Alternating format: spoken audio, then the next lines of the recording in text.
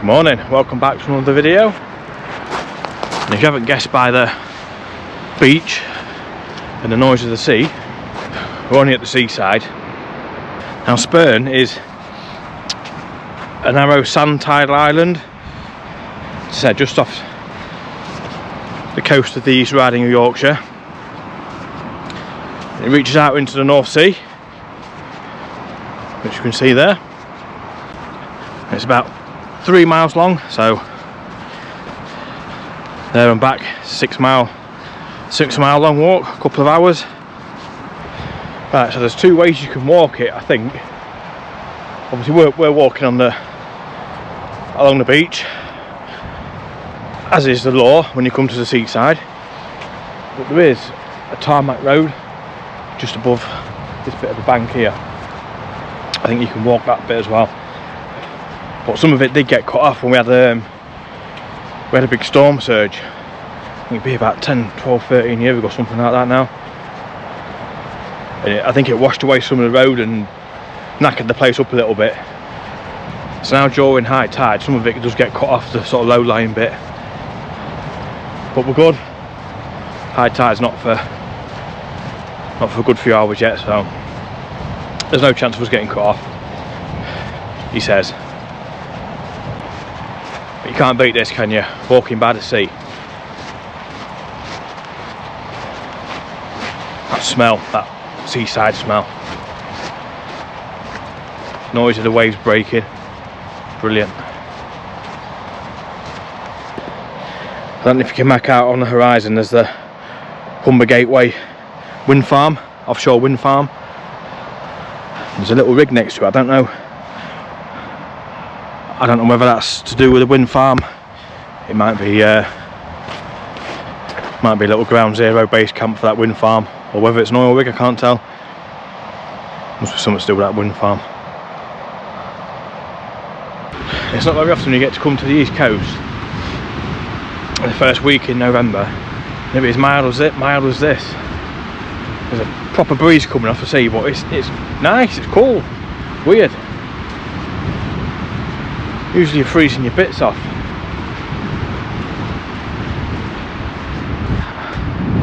All this space to yourself. Fresh air. Beautiful.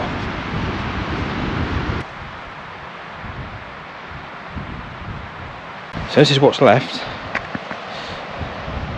Used to be a train line running from Kilnsea, which is where we're parked, just over that way. It used to run the full length of the point,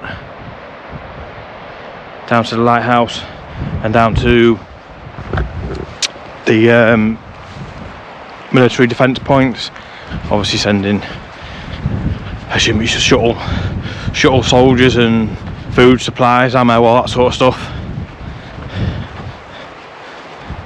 But taken back by nature.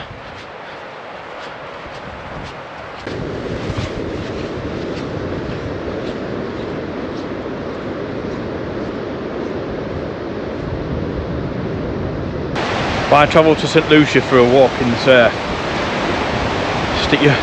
Stick your walking boots on, come to the east coast.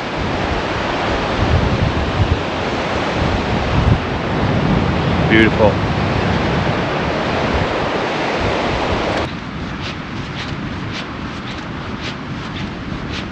So during the First and Second World Wars, Spurn Point was obviously really heavily fortified to protect the mouth of the Humber, which is just down that way there. And there's loads of these little, like a little pillbox, I suppose.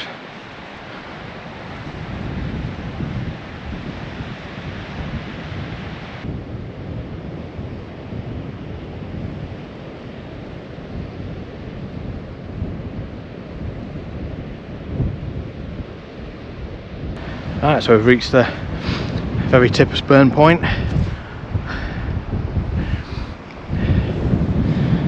God, that proper salty sea water smell. Proper strong. So it kind of comes round that way, and then back round like a bit like a wooden spoon sort of shape, So across there we've got the North Sea, and this bit's the mouth of the Humber, and the Humber goes round that way.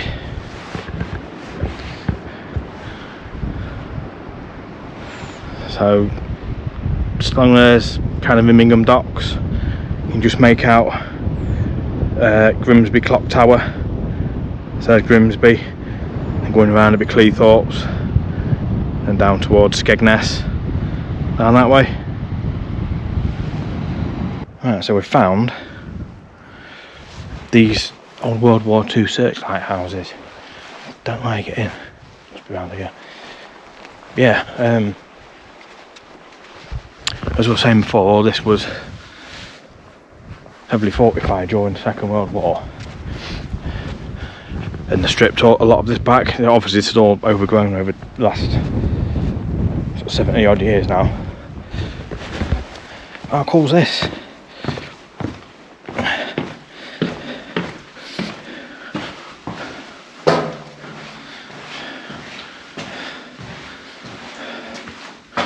So this used to house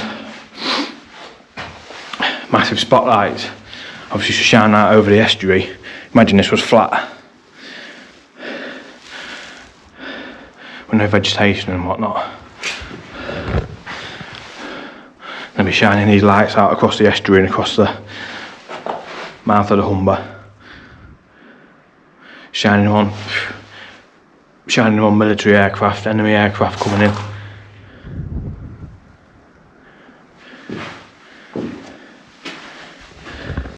It's hard to imagine, really, being sat in here of a night time manning these spotlights, exposed to the elements like cold, wet, windy North Sea and North Coast. Incredible, really.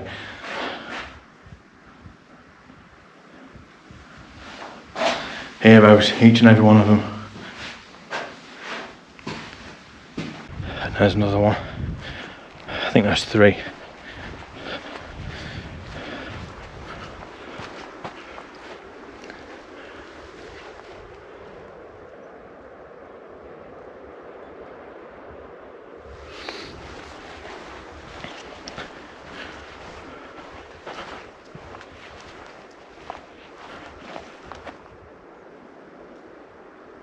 So this is where they used to have the guns, the defensive guns. So just down there is where the spotlight houses were. So you have the spotlight shining up onto the enemy,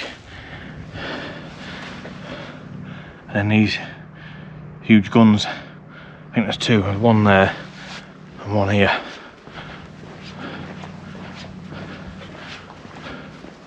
Yeah, I think there's 2.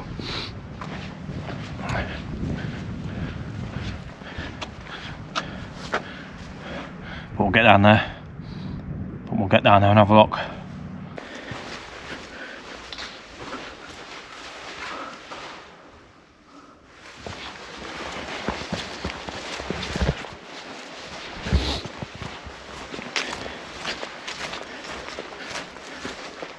Ah, there we go.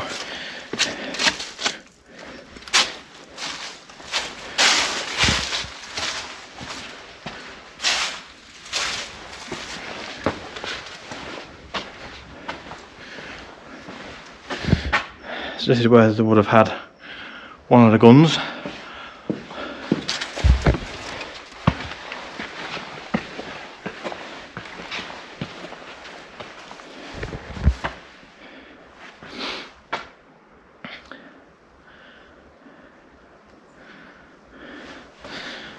Wonderful bit of history. Not sure what all these little, I'm assuming these were sort of storage and access for ammunition and whatnot. But there would have been huge guns, obviously anti-aircraft guns.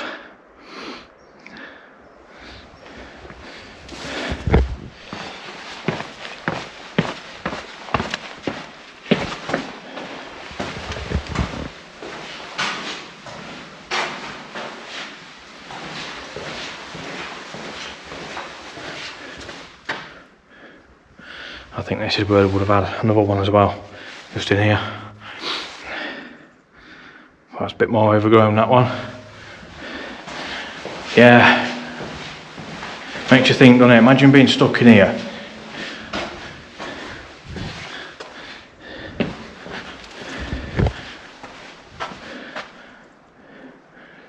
Not knowing whether you're going to have to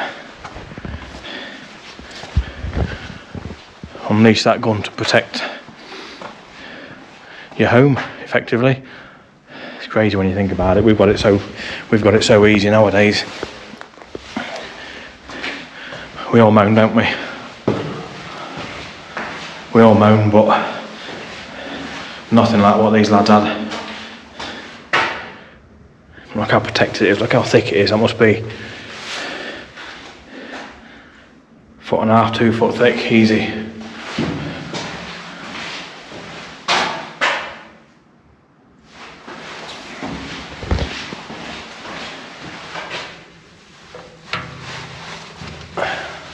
So this bit here, this is the old parade ground for the military. So there must have been quite a big military presence here to have a parade ground as well. And that tower there, that's the Vessel Traffic Service tower. A bit like air traffic control for boats, obviously monitoring what's coming in and out of the Humber. Right, so we're looking out over the Humber now, mouth of the Humber. We've got a big one coming in, big boat coming in. But this is the old lifeboat jetty, where he got relocated across the other side of the Humber to Grimsby, because this was deemed unsafe, this jetty bit here, a couple of years ago, so they moved. Right, so I've just come into the old gun storage building, which I think, on this old picture here, there's a jetty for the lifeboat. I think it's that building that we're in here.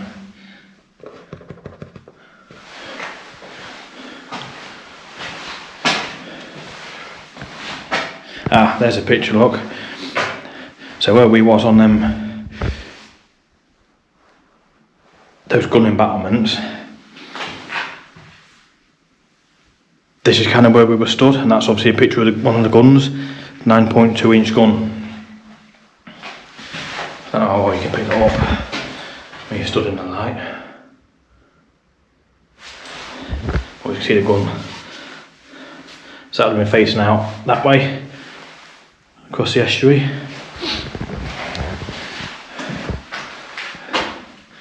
And there's another picture here that says Humber Defences Spurn Point, quarters for 160 men. So I'm assuming that at any one time there was up to 160 soldiers up on here during the war.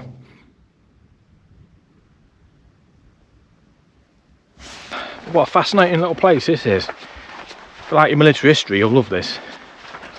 But not only is it full of military history, it's absolute mecca if you're into your wildlife. There's birds from every corner of everywhere. It's swarming with them, absolutely swarming with them. Not that I know that much about birds, so I can't tell you exactly which ones, but there's loads, and there's loads of little hidey huts to do your bird watching in. But there's all sorts. It's just been taken back by nature. It's brilliant, formed by nature, taken over by man for a little bit, and then nature's taking it back.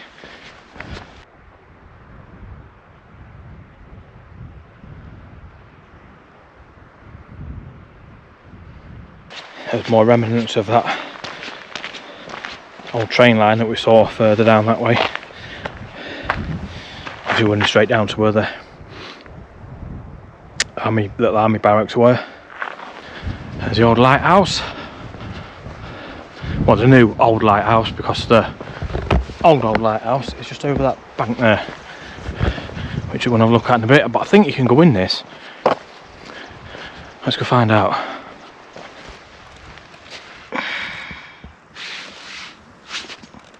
Would be, wouldn't it? Yeah, it turns out it's only open Fridays, Saturdays and Sundays. And today being Monday, Monday strikes again, even when you're not at work. Now, so this area here is the Port War signal station, which basically controlled all of the other bits of, you know, the guns and the lights and stuff like that. Basically a bit like a command post, I think. There's some underground tunnels down here. Not sure if you can get to them or not. Oh shit, really?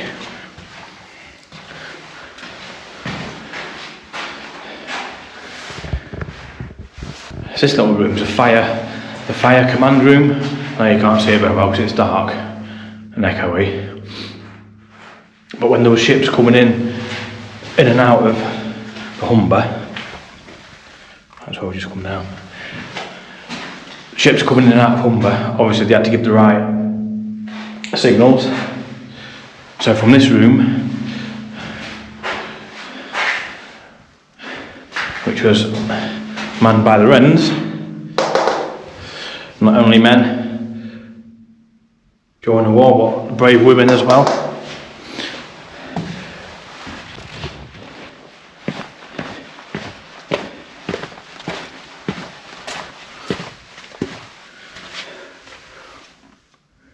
That's an old underground, that's an escape tunnel in case any of this area got bombed. But that room down there where we've just been, that would have been a bit like a communications hub. So if the boats going into the Humber would have responded incorrectly to any signals, and from that room down there the order would have been given to open fire and sink them, assuming that the enemy having given the wrong signals. Or conversely, if they do give the right signals, then permission would have been granted to let them pass over into the Humber down there.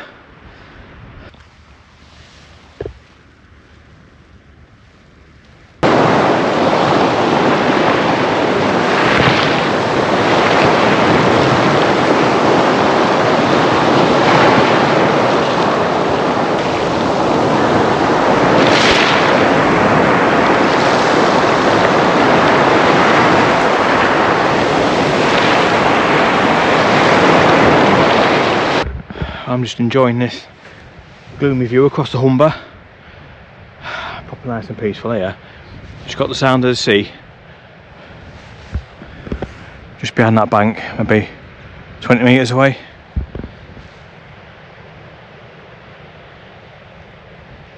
Sit here all day, me.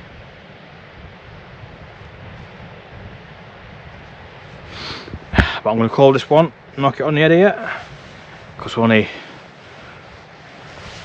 a quarter of an hour away from the car now. So I'm going to have 10 minutes out here, resting my bones.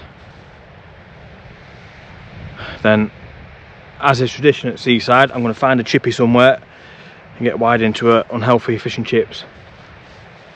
So until next time, thanks for watching. I'll see you very soon.